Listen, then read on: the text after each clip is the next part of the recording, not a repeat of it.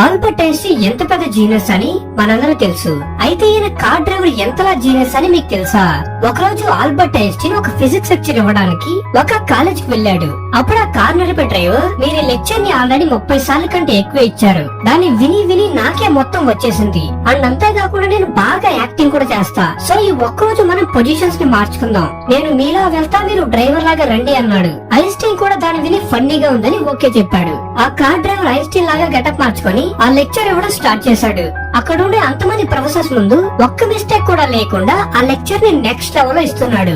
And ఆ group లో ఉండే నిజమైన ఐన్స్టీన్ కూడా దాన్ని చూసి ఆశ్చర్యపోయాడంట. సో ఫైనల్ గా అక్కడ ఉన్న ఒక ప్రొఫెసర్ లేచి ఐన్స్టీన్ ని చూసి, అదే ఐన్స్టీన్ గెటప్ లో ఉండే డ్రైవర్ ని చూసి ఒక భయంకరమైన టఫ్ క్వశ్చన్ అడిగాడు. యాక్చువల్ గా క్వశ్చన్ ని ఐన్స్టీన్ ని అవమానించాలని అడిగాడు. అయితే అక్కడ ఐన్స్టీన్ లాగా ఉండే డ్రైవర్, ఇదంతా ఒక క్వశ్చన్, దీనికంతా నేను ఆన్సర్ చేయాలా, నా డ్రైవర్ కూడా ఆన్సర్ చేస్తాడని నిజమైన ఐన్స్టీన్ ని ఆన్సర్ చెప్పమన్నాడు.